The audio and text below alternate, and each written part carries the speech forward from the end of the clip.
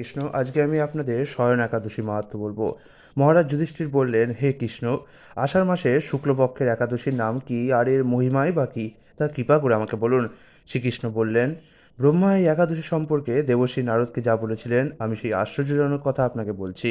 শ্রী ব্রহ্মা নারদকে বললেন, হে নারদ, এই সংসারে একাদশীর মতো পবিত্র আর কোনো ব্রত নেই। সকল পাপ বিনাশের জন্য এই বিষ্ণুব্রত পালন করা একান্ত আবশ্যক। যে ব্যক্তি এই প্রকার পবিত্র পাপনাশক এবং সকল অভীষ্ট প্রদাতা একাদশী ব্রত না করে তাকে নরকগামী হতে হয়। আষাঢ়ের শুক্লপক্ষের এই একাদশী শয়নী নামে বিখ্যাত। শ্রী ভগবান ঋষিকেশের জন্য এই ব্রত পালন করতে হয়। এই ব্রতের সম্বন্ধে এক মঙ্গলময় পৌরাণিক কাহিনী আছে, আমি এখন তা আপনাকে বলছি। বহু বছর পূর্বে সূর্যবংশে মান্ধাতা নামে একজন রাজর্ষি ছিলেন। তিনি ছিলেন সত্য প্রতিজ্ঞ এবং প্রতাপশালী চক্রবর্তী রাজা। প্রজাদেরকে তিনি নিজের সন্তানের মতো প্রতিপালন করতেন। সেই রাজ্যে না ছিল কোনো রকম দুঃখ, না ছিল কোনো রকম রোগ ব্যাধি, দুর্ভিক্ষ, আতঙ্ক বা খাদ্যাভাব, অথবা কোনো অন্যায় আচরণ ছিল না। এইভাবে বহুদিন অতিবাহিত হলো। কিন্তু একসময় হঠাৎ দৈব দুর্বিপাকে ক্রমাগত 3 বছর সে রাজ্যে কোনো বৃষ্টি হয়নি। দুর্ভিক্ষের ফলে সেখানে দেবতাদের উদ্দেশ্যে দান মন্ত্রের সাহা সধা ইত্যাদি শব্দও যেন বন্ধ হয়ে গেল। এমনকি বেদপাঠও ক্রমশ বন্ধ হলো। তখন প্রজারা রাজার কাছে এসে বলতে লাগলো, মহারাজ, দয়া করে আমাদের কথা শুনুন। শাস্ত্রে জলকে নার বলা হয়, আর সেই জলে ভগবানের শয়ন অর্থাৎ নিবাস। তাই ভগবানের আরেক নাম নারায়ণ। মেঘরূপে ভগবান বিষ্ণু সর্বত্র বাড়ি বর্ষণ করেন।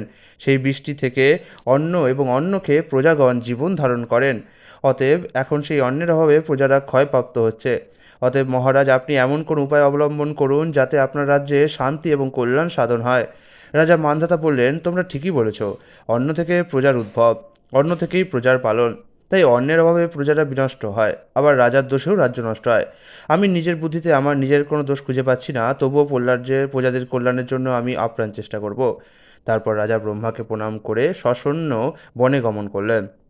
সেখানে প্রধান প্রধান ঋষিদের আশ্রমে ভ্রমণ করলেন তিনি। এভাবে একদিন তিনি ব্রহ্মার পুত্র মহা তেজস্বী অঙ্গিরা ঋষির সাক্ষাৎ লাভ করলেন। তাকে দেখে রাজা মহানন্দের ঋষির চরণ বন্দনা করলেন। মুনিবর কৃপা করে তাকে আশীর্বাদ ও কুশল প্রশ্ন জিজ্ঞাসা করলেন। রাজা তখন তার বনে আগমনের কারণ সবিস্তারে ঋষির কাছে জানালেন। ঋষি অঙ্গিরা কিছু সময় ধ্যানস্থ থাকার পর বলতে লাগলেন, হে রাজন, এটি সত্য যুগ। এই যুগে সকল লোক বেদপরায়ণ এবং ব্রাহ্মণ ছাড়া অন্য কেউ তপস্যা করে না। এই নিয়ম থাকা সত্ত্বেও এক শূদ্র এ রাজ্যে তপস্যা করছে। তার এই অকার্যের জন্যই এই রাজ্যের দুর্দশা। তাই তাকে হত্যা করলে সকল দোষ দূর হবে। রাজা বললেন, হে মুনিবর, তপস্যাকারী নিরপরাধ ব্যক্তিকে আমি কিভাবে বধ করব? আমার পক্ষে সহজসাধ্য অন্য কোনো উপায় থাকলে আপনি তা দয়া করে বলুন। তদুত্তরে মহর্ষি অঙ্গিরা বললেন, আপনি আষাঢ় মাসের শুক্লপক্ষের শয়নী নামে প্রসিদ্ধা একাদশী ব্রত পালন করুন। এই ব্রতের প্রভাবে নিশ্চয়ই রাজ্যে বৃষ্টি হবে। এই একাদশী সর্বসিদ্ধি দাত্রী এবং সর্ব উপদ্রব নাশকারিণী। হে রাজেন, প্রজা ও পরিবারবর্গ সহ আপনি এই ব্রত পালন করুন।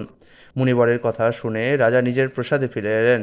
আষাঢ় মাস উপস্থিত হলো এবং রাজ্যের সকল প্রজা রাজার সাথে এই একাদশী ব্রতের অনুষ্ঠান করলেন। ব্রত প্রভাবে প্রচুর বৃষ্টিপাত হলো। কিছুকালের মধ্যেই অন্নাভাব দূর হলো। ভগবান ঋষিকেশের কৃপায় প্রজাগণ সুখী হলেন। এই কারণে সুখ ও মুক্তি প্রদানকারী এই উত্তম ব্রত পালন করা সকলেরই অবশ্য কর্তব্য। ভবিষ্যত্তর পুরাণে যুধিষ্ঠির শ্রীকৃষ্ণ তথা নারদ ব্রহ্মা সংবাদরূপে একাদশীর এই মাহাত্ম্য বর্ণিত রয়েছে। হরে কৃষ্ণ।